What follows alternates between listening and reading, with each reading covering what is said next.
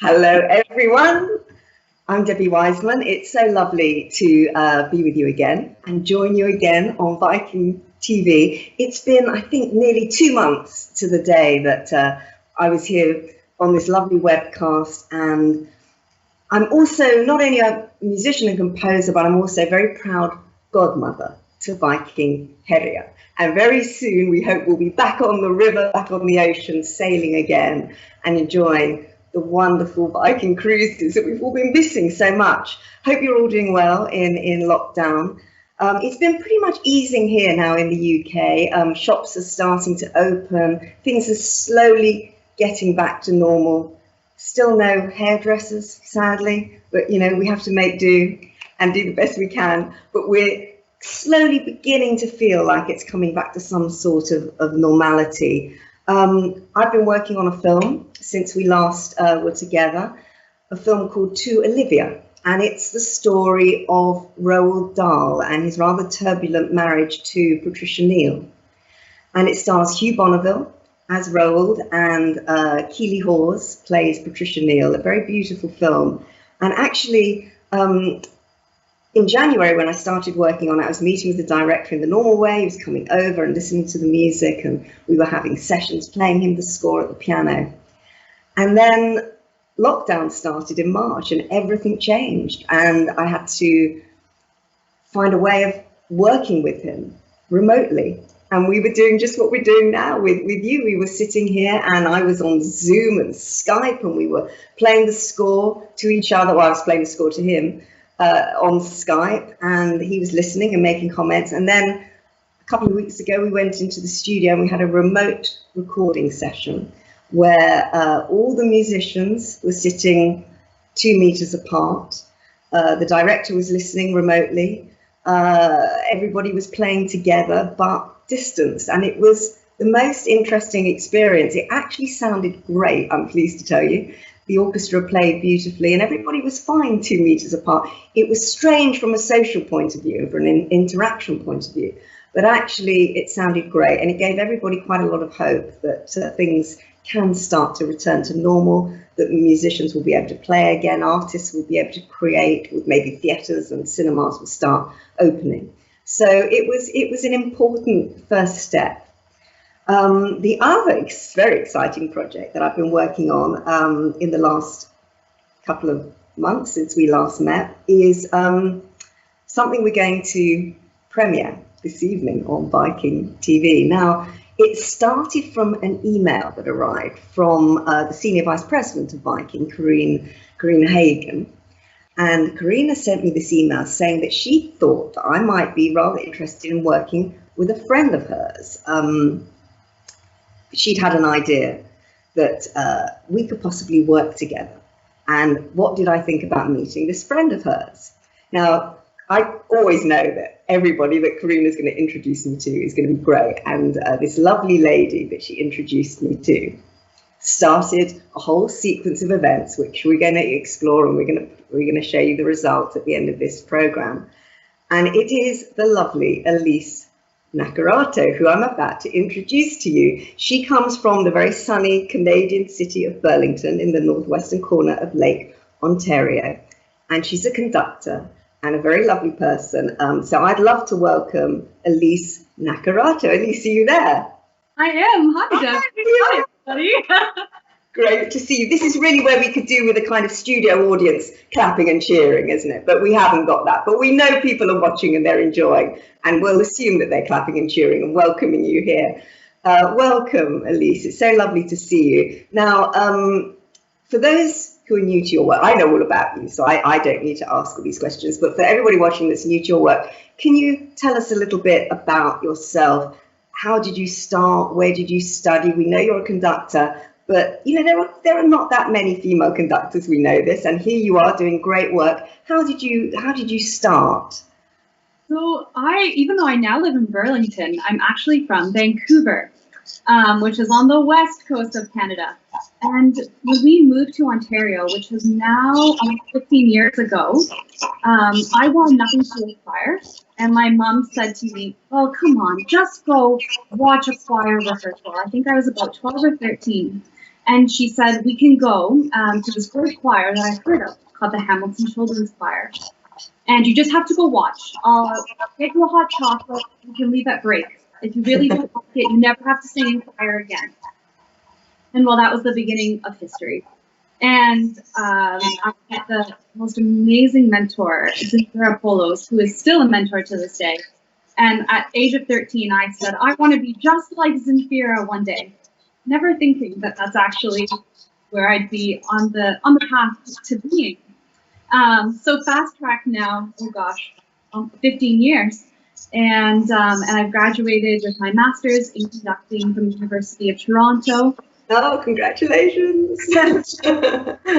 And have now been apprenticing and now have choirs of my own for the past couple of years. So it's been quite a journey from wanting nothing to do with choir to now that is my life, and I wouldn't have it any other way. No. So from your journey to sort of conducting now, I know that we've got a clip from your pre-lockdown days. And I think it was 2017, in fact, and it's a performance of Mountain to the Moon. Can you tell us a little bit about that? Yes. So just to play it. In my final year of U of T, we have to do a graduating recital. And what was really important to me was that the singers who were in front of me, who were undergraduates at U of T at the time, that they sing a piece composed by one of their peers. And later on, we're going to talk about Myriad, who is a women's choir that I founded and am now the artistic director of. And our composer in residence, Katerina Gendon, who's a good friend, we both started in Hamilton Children's Choir, and we are the same age. And so I said to Kat, I said, hey, would you like to compose a piece for my graduating recital? She was starting out as well, and she agreed wholeheartedly, as she still does to this day. And that's how Mountain to the Moon came to be. And it's a very cool piece where the singers got to experiment with their voice and make the sound of instruments using their voice, and also as well with traditional notation. So it was a great piece for a final recital, one of the many pieces on that recital, for which the singers could sing something written by someone their age, and then also be conducted by a graduate student. By a graduate, by a peer. Amazing. Oh, well, let's have a little look at it. Let's have a look at Mountain to the Moon.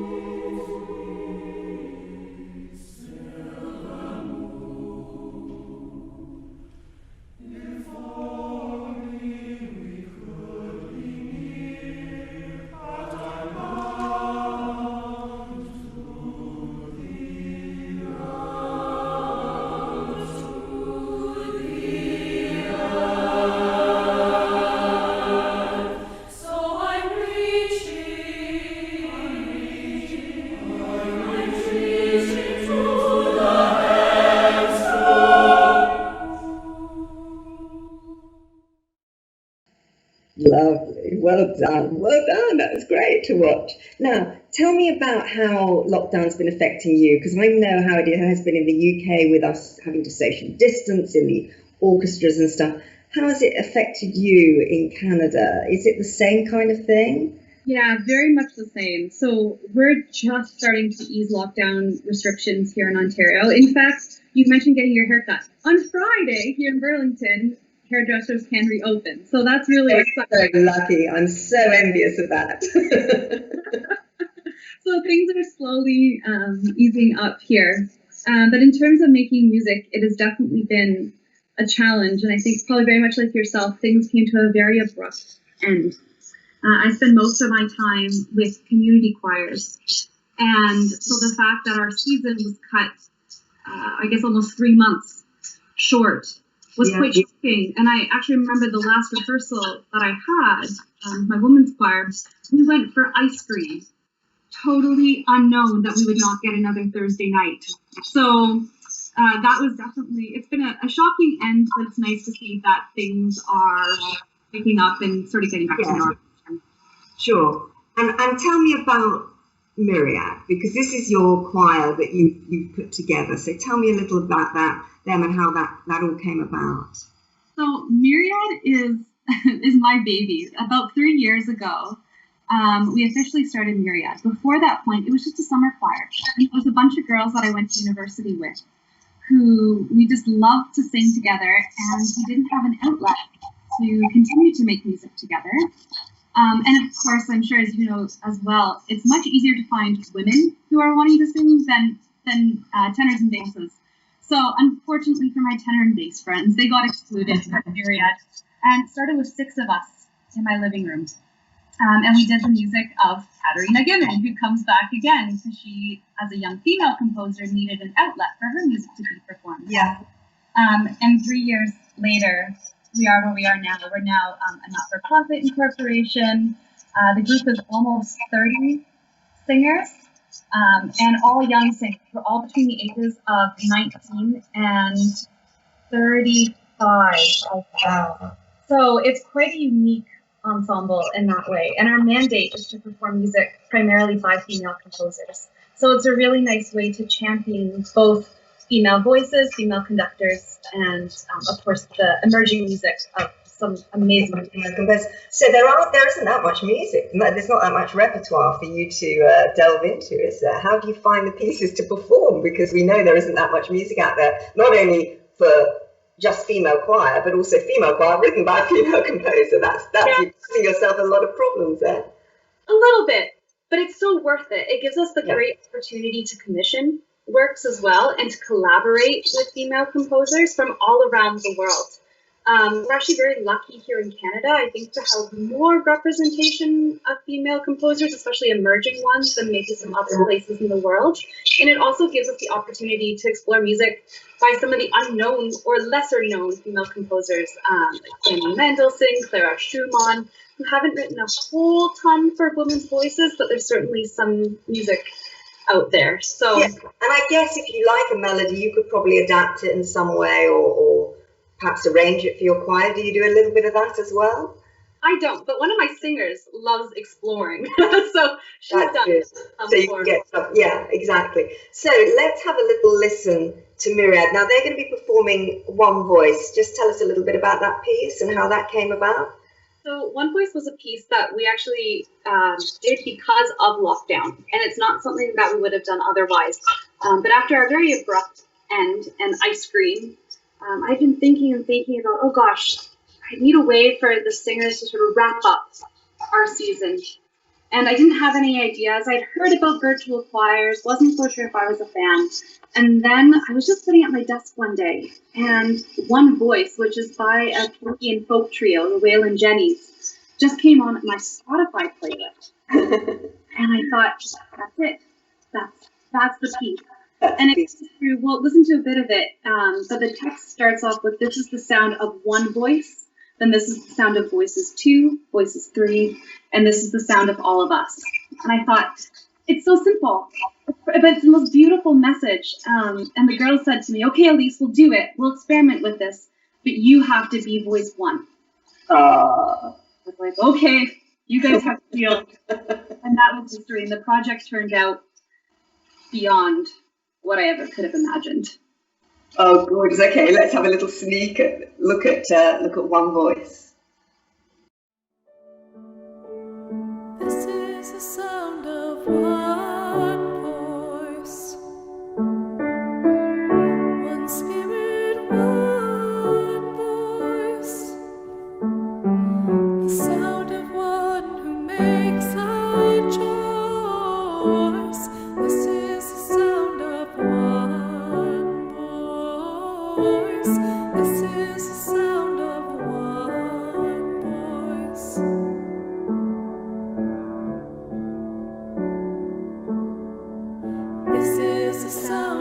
of voices too. The sound of me singing with you.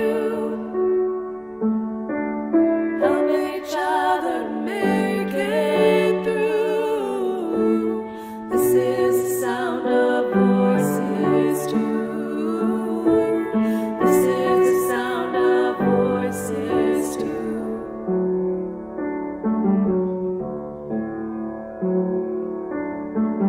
This is the sound of voices three, singing together in harmony, surrendering to the mystery. This is the sound of voices three. This is the sound of voices three. Lovely, so beautiful, and all such lovely voices that seem to blend so well together. And I think that was obviously the idea behind the lovely email that I got from Karina asking if we might get together. Now, as you know, I had written the music, the signature music for Viking, The Traveller, and Karina thought that it might be a lovely idea for me to also write a piece for your choir.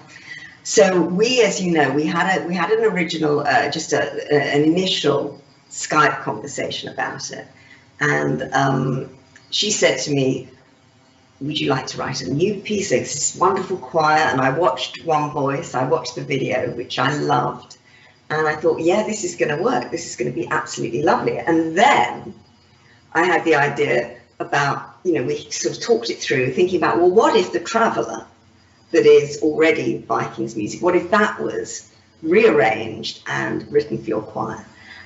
And that then started the whole process, didn't it? And then I know that you came on board and we were thinking about how we could do it, and thinking about maybe just doing it for sopranos and altos. And then I confused the matters by saying, actually, there's some stuff in The Traveller which needs tenors and basses, and I think we might need tenors and basses. So then I gave you a whole load of problems having to reintroduce tenors and basses in your choir. So was that a bit of an issue when I said to you, look, I'd love to write this piece, but I don't only want sopranos and altos, I really want tenors and basses as well?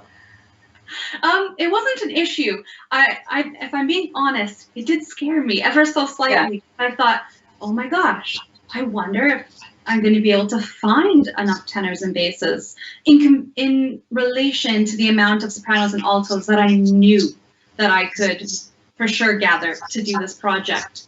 And I thought, you know what? It's an experience. Let's give it a try. I'm very, very lucky to have many male friends who were very keen to sing. And we actually ended up with somehow a balanced SATB choir. That's fantastic, because normally it's harder to find tenors, isn't it, than basses. So tell me how many of each you've got, how many sopranos, altos, tenors and basses you've got in the choir, if you can remember.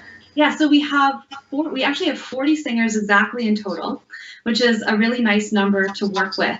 And if I'm remembering correctly, we have the 4 lovely young boys from Libera. We have, I think, 11 sopranos, 11 altos. How's my math here? 22. Then we have, I think, 6 or 7 tenors and 4 or 5 basses. I'm not sure if that takes me, but we're very close. So that's a lovely balance. It's very balanced, yeah. We actually had more tenors than basses, which was shocking. But that's always harder to find. Yes. And it was amazing because we have voices from, not only from Canada, I call them the Canadian contingent, but we also have voices from Viking performers as well. And so we have different accents from around the world. We have different ages, we have different skill levels. There's some who are professional performers and others who just love to sing, and they were just going to learn it. So it ended up being a great. How did the Libera connection come about? How did you work with them? Because we know Libera are a wonderful boys choir. Robert Prizeman is their wonderful organizer of them all and puts all these lovely voices together. And it's so charming to have these young boy voices in there as well as adults. So how did that come about? Oh, it adds so much. So this was a Viking contribution, which was amazing. And Robert said, well, I can send 3 or 4 boys who I think would be interested in doing this project. And I said, well, that's great. I'll take 4. And 3 or 4, I guess, whatever you're willing to send me. That's so wonderful. And I really didn't know how the boy soprano voice was going to fit in, especially amongst more mature soprano female voices. Yeah, because these boys have all got unbroken voices. So they're so pure, and they're so, oh my gosh, they're just so wonderful to listen to, but also to watch. Their faces are they just light up when they sing, and you can really see that they enjoyed the project just as much as everyone did. So it was really great to have them involved. It is great, and I think that we can have a little look at Libera in action.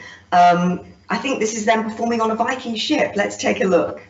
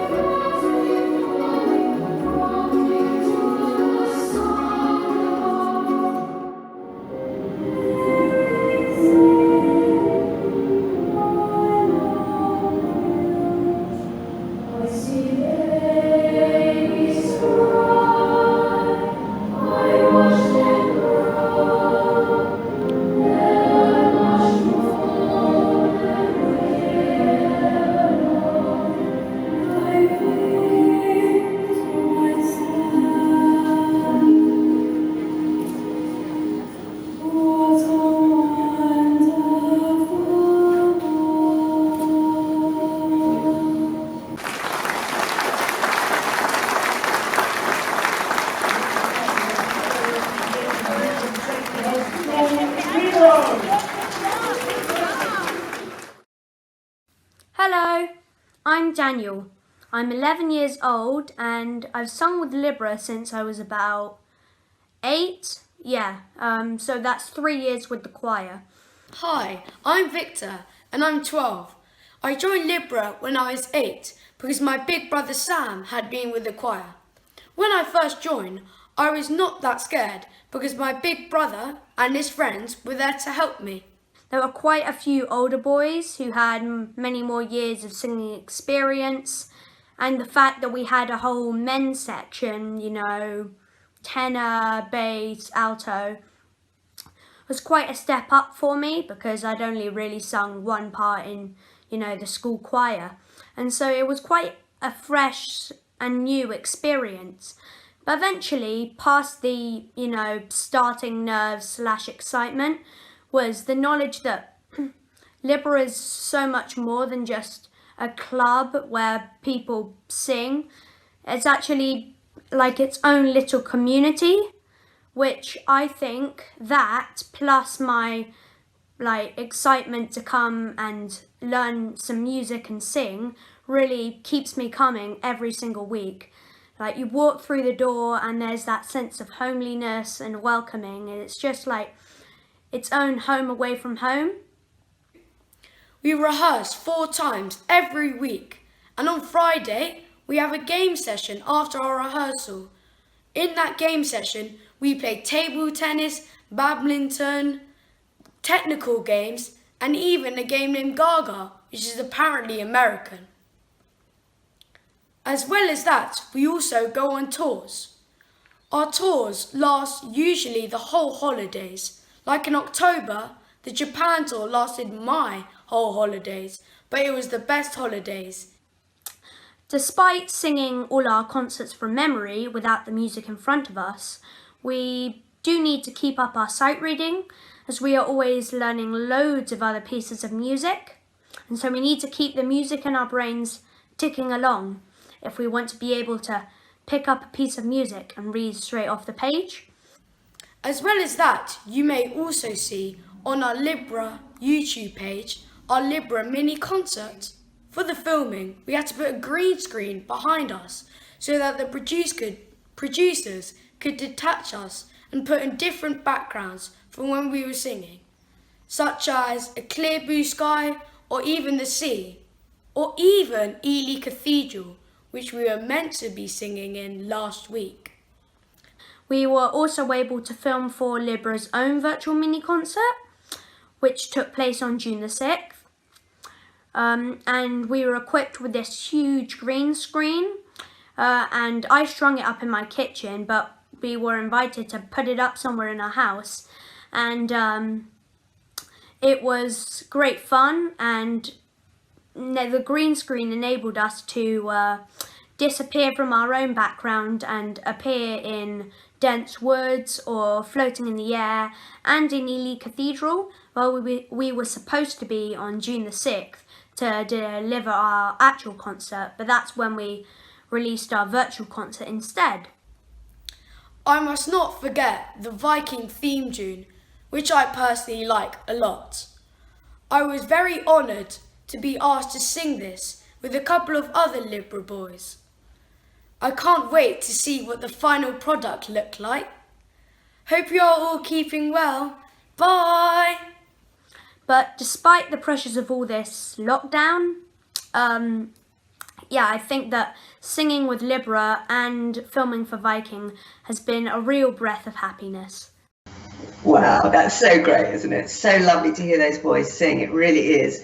Libera are wonderful. If you want to hear the full version of One Voice, it's on the Viking website. Just go to Journeys in Music, and we got a lovely message in from Myriad in Arizona saying that One Voice made her cry. There you go. It is very beautiful. It is very beautiful, Elise. Absolutely lovely. Now, I think we've waited long enough. We're almost ready to give our world premiere of this new piece. So, The Traveller, as you know, was an orchestral version. This is now adapted for sopranos, altos, tenors and basses. We've added lyrics. Just before we play it, Elise, just tell us how you went about creating this, because it's a virtual choir. Tell us what you had to do to get everybody together and how you made it work before we see it. So it was actually a really interesting journey.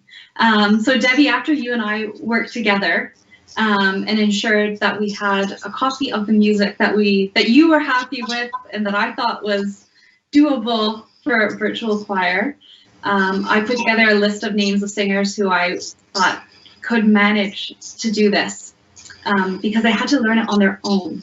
This course is not one that anybody's ever sung before. Of course, it's an adaptation of the full orchestral version. So they also only had a reference to what it might sound like, but it was really up to them to learn the score. And so I marked the score in more detail than probably I've ever marked a score before, with every little nuance and every little detail, to make sure that regardless of where in the world that you're from or the language barrier, that music is this universal language, and that could be interpreted by anybody. And it was amazing how it proved to work.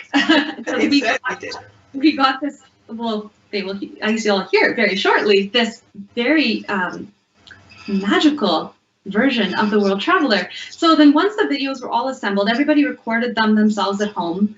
I received them, and I still had no idea how this was going to sound all together, because all I heard was, you know, the lovely Victoria from Canada singing the soprano part, and then somebody else, Kevin from Sweden, singing the tenor part.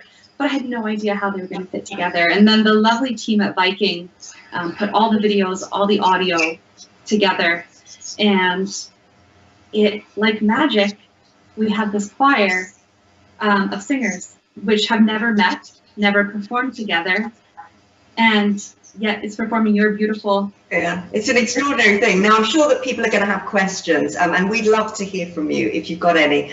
Just go to the Viking website, go on the webpage, fill in, ask your question on the webpage, click send message, very easy, and we'd love to hear from you. We can answer any questions a bit later on once you've heard the piece, because I'm sure people are going to be so intrigued as to how it happened and that it all came together so well. So I suppose in a way you must have been quite scared when you heard, you know, when you heard the individual voices, thinking how are they all going to blend, because normally when you're conducting a choir you make little adjustments based on how it sounds in front of you, but you couldn't do that. You could only listen to the individual parts and hope that they would come together as one. Yes, it was a really weird experience, even right from the beginning, because actually the very first thing I did was make a conducting video, both introducing myself to those who didn't know me, and then as well sort of giving verbal instructions as well as written instructions as to what they were going to hear, what they were to expect, and then of course how to adjust and how to actually record themselves. And it was so weird because as a conductor, you're always responding to what you're hearing, Yeah. and you're always ahead of the choir, just ever so slightly, but it's an innate anticipation of what's about to come. As with the MIDI files, it was very awkward because I had to be ahead of the MIDI, and yet I was listening to it, I was responding to it. It was a very different experience. Just explain to people that may not know what a MIDI file is. Just explain what that exactly is. Yeah, so a MIDI file was something that Debbie actually sent me, and it was it's a computer engineered version of the choral version of the Traveler. And so Debbie, you can probably explain it more eloquently, but you essentially press this button, which is called choir, and sounds strangely like a real choir.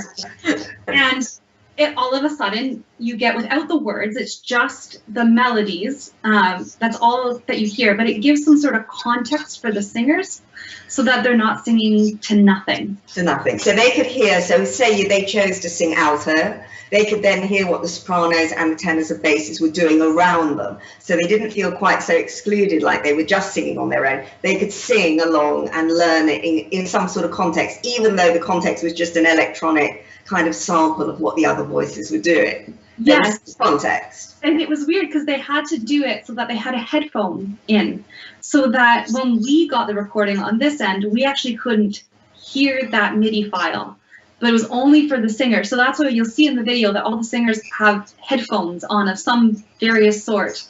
And it's so what they're listening to and what I'm listening to, I also have headphones on in this case, as I'm actually listening to that MIDI file was also layered with a click track. So a click track is something that keeps a very steady beat. A metronome. This is like a metronome. Yeah. Exactly.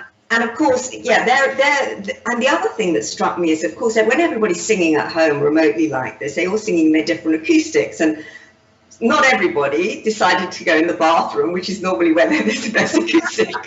I noticed that some people were just singing in their main living room, or they were singing in the kitchen. You know, not everybody decided to head to the bathroom and sing, and so, or the shower.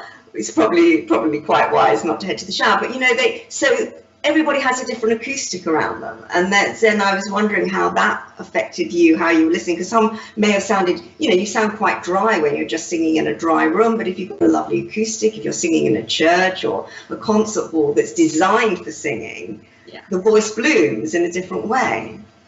So that's in a way, the beauty of technology. Yes. Is able to create the illusion that every singer had, that was singing in a space that had bloom. Actually right until the very, very end, we only ever heard primarily what was the dry cut. So that was all the acoustics that the singers were singing in, which actually works. It actually worked that they all chose a fairly dry acoustic because it made the lining up of the voices, I think, much easier. And if they had chosen a live acoustic, and then we were also having to account for reverb, which we did not have to account for at all, and we were able to add that just with the amazingness of technology. So yeah, absolutely. Well, I think everybody's waited long enough. This is the world premiere. The world premiere, I should say that properly, as it is a premiere. This is the world premiere of The World Traveller. And it's conducted by Elise Naccarato. It's featuring Myriad and Libera. And it's right here now for the very first time on Viking TV.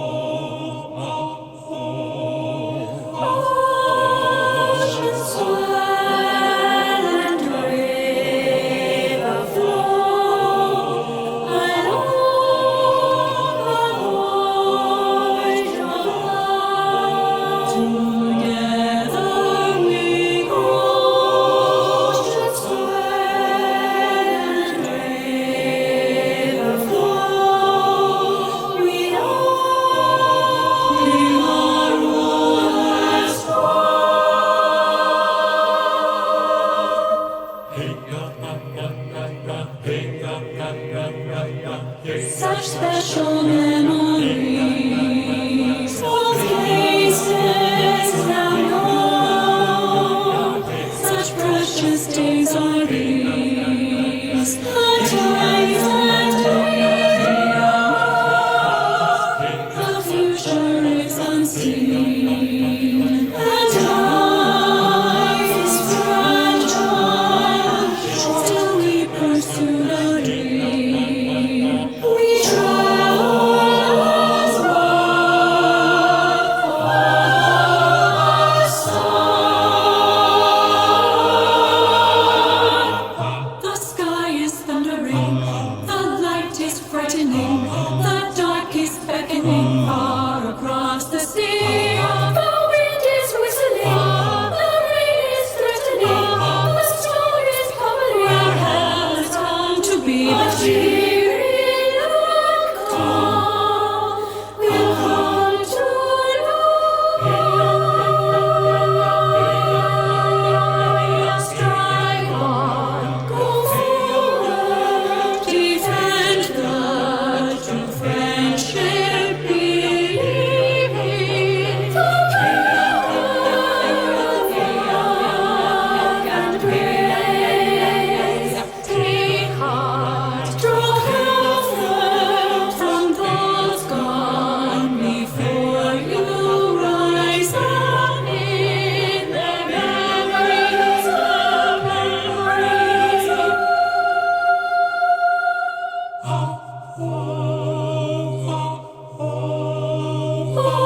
Oceans swell and brave the flow, and along the voyage of love, together we go. Oceans swell and brave the flow, we are as one.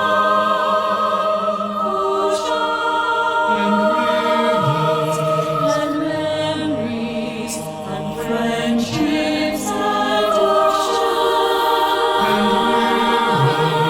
and memories and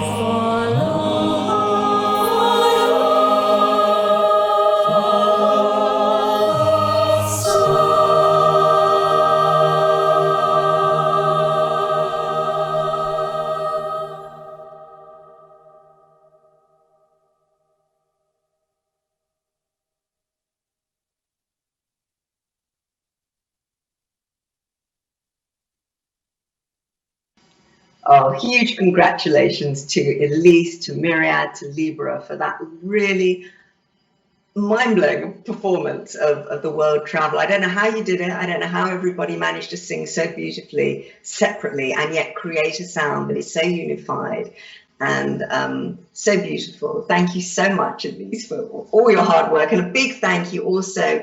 It was edited by the lovely Bill Phillips and his team at White Rain, who also produced lots of the lovely videos for Viking. So a huge thank you to Bill for that, because it was an extremely, I have no idea how you managed to put it together, but I can only imagine it was an extremely complicated process, and wow, it's really paid off. So thank you very much.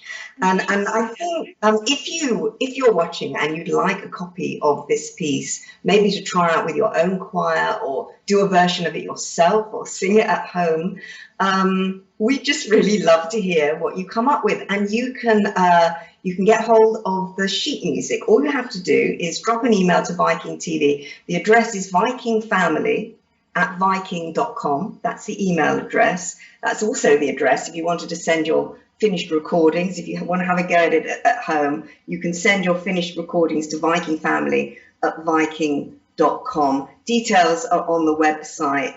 And if you get a copy of the sheet music, you make sure that all the notes are beautifully sung like they are by Elise's choir, and you can follow the score and look at every note and listen to the lyrics and create your own version of it. And we just love to hear what you come up with.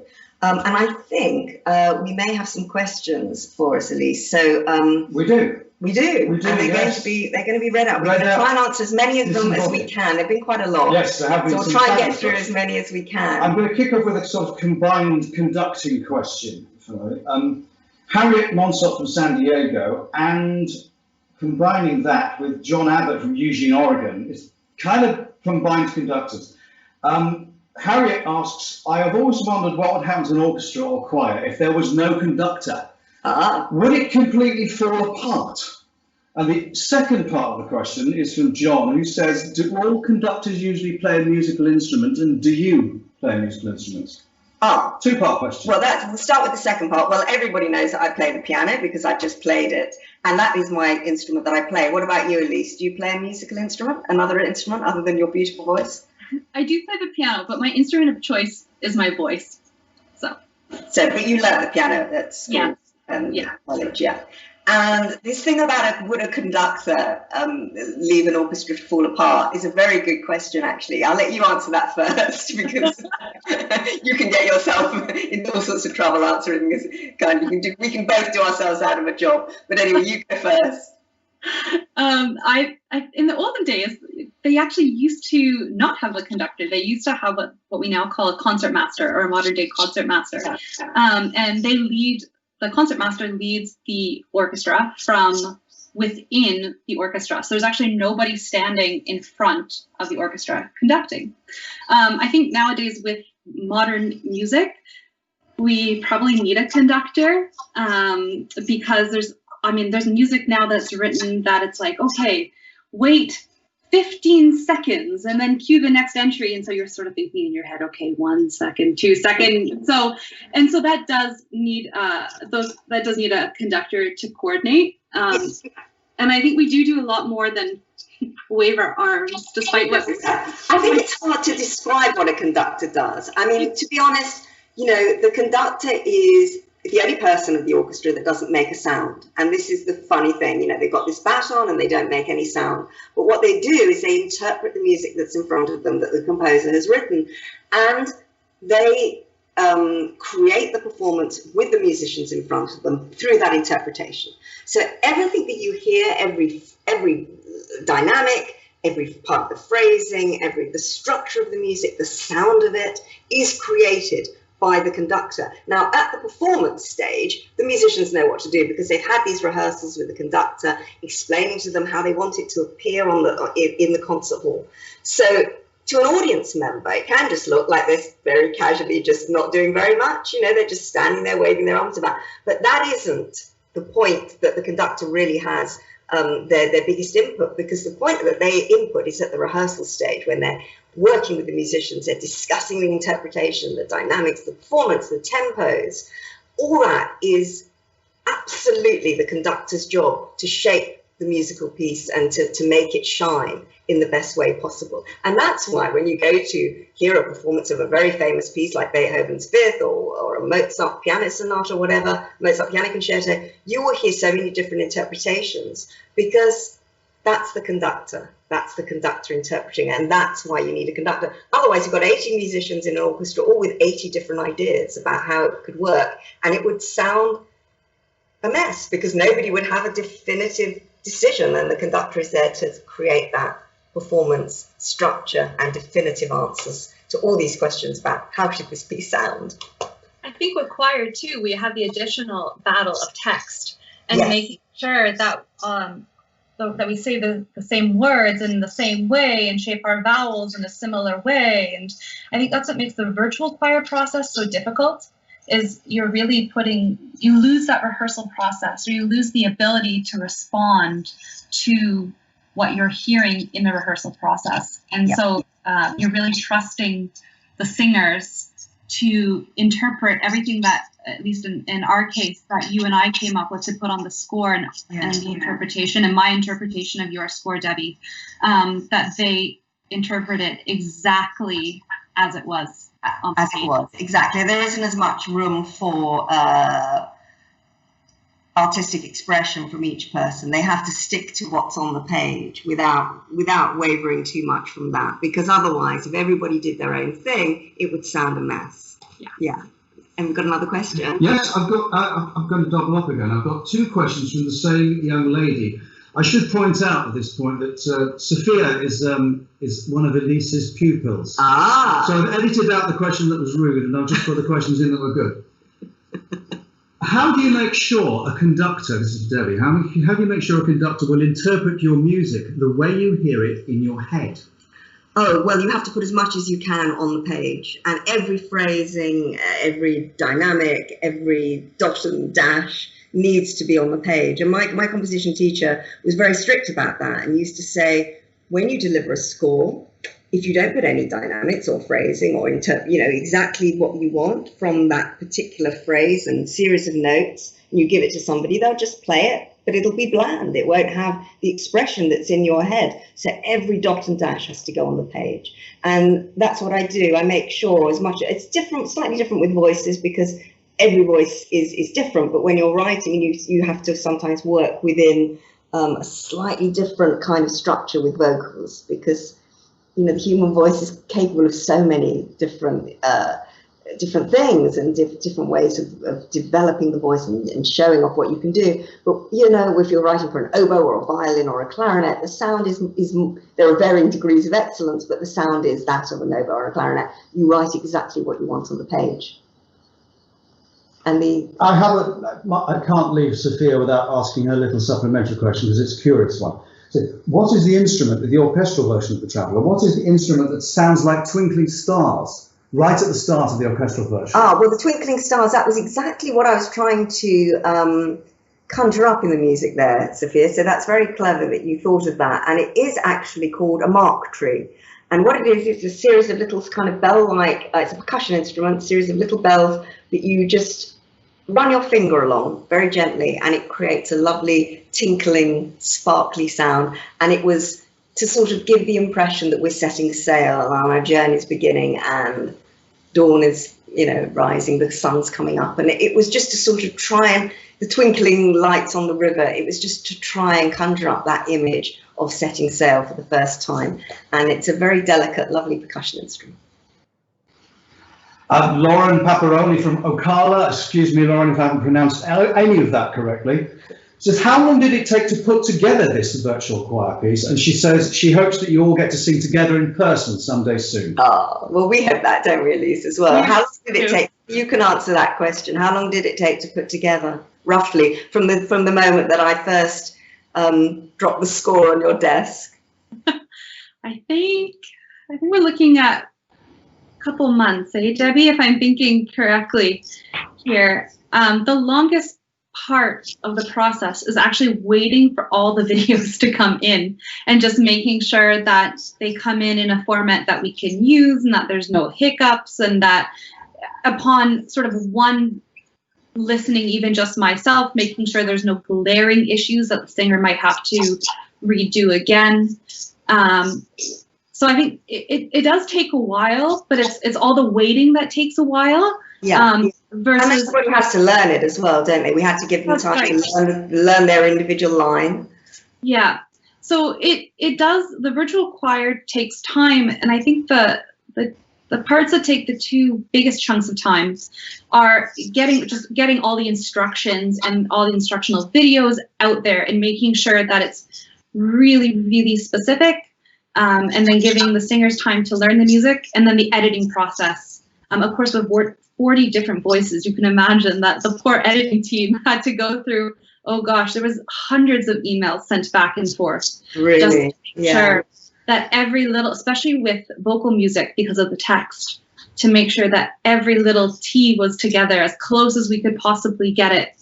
And then, when the files get reduced, sometimes funny things happen. And so making sure that in the reduction of the files that we eliminated any technical difficulties that may have come out of the reduction of the files. And so it does take a lot of time that when we do get to do it one day with any luck live, we'll be able to put it together, no problem. It'll seem like a piece of cake compared to this. Exactly. So. Everybody will know it. They'll just come and sing and it'll be great. I mean, that's the thing about, live music is that, of course, everybody's there and they will feed off one another in a very subconscious way. So they're all singing together as one, and you feed off the person next to you, and doing it this way, they didn't have that, but you still get a sense somehow that they are performing together, and that's what's so remarkable about how it all worked.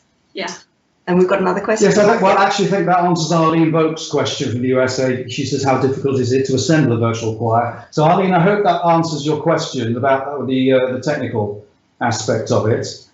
I have a really good question, but I've lost it on my phone. Here we go, it's coming. How has technology, Julia Hobbs from San Francisco, how has technology changed composing and conducting? And she says nice things about the session. Oh, how's it changed? Composing-wise, it's changed because you can now preview all your music using samples and synthesizers and electronics to show, like we did with the virtual choir. I sent my little MIDI file, as we explained earlier, which was a sort of a rough electronic choir, which everybody could sing along to. But the truth of it is that I still write with manuscript paper, as you can see here, and a pencil. And I don't use a computer to actually write the music. It has to come from the heart. And the manuscript paper is what I scribble on. And then I might use technology to try and create the score and preview it for other people. But really, the truth of it is that music is about little dots and dashes on the page, creating something that is meaningful to you and is hopefully meaningful to others. I don't know if technology has changed anything in the world of conducting, Elise. I think if anything, it's made me appreciate my singers more so than ever before. I mean, as a conductor, I am nothing. I do nothing without having a choir or orchestra in front of me, or both, to make the music, to bring to life the music that the composer has put on the page that I have then interpreted. Without them, it's still silence. And so it makes me really, really miss making live music. But I think it's also given our industry, at least the choral industry, the opportunity to revolutionize in a way and come up with other ways to bring music to people who maybe didn't have access to live music, or the elderly, for example, who maybe couldn't get out anymore to go see a live concert. And so it's been a blessing and a curse, I guess, in both ways. But I definitely look forward to conducting, definitely Myriad again, for sure, in the very near future. So. Yeah. Lovely. I've got two questions. Two people asking pretty much the same question. Peter Jennings from Winston-Salem and Sally Whitley from Fort Collins, basically saying, what was the inspiration for the lyrics? Well, we came up with the inspiration for the lyrics through the lovely journeys on Viking and being able to imagine going back on those gorgeous river ocean ships again. Oceans swell, rivers flow. I mean, it's sort of fairly self-explanatory, but it also had to fit the melody. And that was important because the melody of the Traveller was already in place. And actually, if you want to look at it again, the World Traveller, you'll be pleased to hear, will be on the website as soon as we finish this webcast. So you can go and have another look at it. The World Traveller will be up there for you to enjoy. But I think really it was. And also, the lyrics have to be singable. And this is the thing that, we were talking about, wasn't it, Elise? Making it so that people would enjoy singing the words and that they would go with the melody and feel dramatic and inspirational, and they would enjoy creating those sounds. And this is singers from all over the world, as you say. So everybody had to have a sense that they could understand it, look at the melody, look at the words, and be able to perform it. Yeah, when you gave me your text, I thought, this is perfect. It was like it was always meant to be. So you did a beautiful job, and I know that the singers just enjoyed every moment of the process. So thank you very much for taking the time to do that.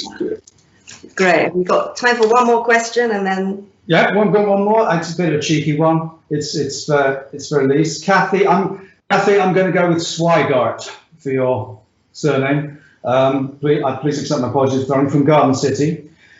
She asks, will the choir be singing in person all together on any Viking ocean cruises in 2021? Wow. That's a challenge. That is a challenge. That's a loaded question, isn't it? It is a loaded question. I couldn't resist it. All I can say is I very much hope so. Because I know that at least the singers would love to meet each other. For sure. And so I hope that we're able to perform the World Traveller live, whether in 2021, 2022, or some other time in the future. Wonderful. Oh, well, we hope so too. And Elise, it's been so lovely having your company this evening. Thank you so much for joining us. Thank you for your amazing performance with your brilliant choir and Libera too. It's been a huge pleasure working with you on this. I hope people will enjoy listening to it. Do send us your versions. We'd love to hear them, wouldn't we? We'd love to hear other people's versions and interpretations of it. However you wish to do it, whether you want to sing it on your own, maybe with a piano, or whether you want to sing it with your local choir, or just get three or four friends around, give it a go. Send them in to us. You know the address. It's Vikingfamily@Viking.com. I'm going to say bye-bye to Elise now. It's been lovely to see you, and good luck with everything you do, and I hope that we can all be back making music live again soon. Yes. And forward to us doing that for sure. Absolutely. Thank you, Debbie. And we will see each other soon. Take care. Thank you so much, and bravo. Bye. Bye. And that's pretty much all we've got time for this week. Tomorrow on Thursday, Anne Diamond is going to be interviewing the wonderful Norwegian soprano Sissel. So tune in for that. And if you can, on Sunday at this time, Karina herself will be introducing from all around the world traditional music in Explore More with Karina. So do tune in to that as well this Sunday on Viking.TV. Just check the start times in your individual regions. It's all up there on the Viking website. And I've really, really enjoyed being with you again. It's been great to share this new piece with you. Hopefully we'll all meet again soon on a Viking ship. Viking, thank you so much for having me. And to all of you, just take care, stay safe and well, and look forward to seeing you all again very soon. Bye.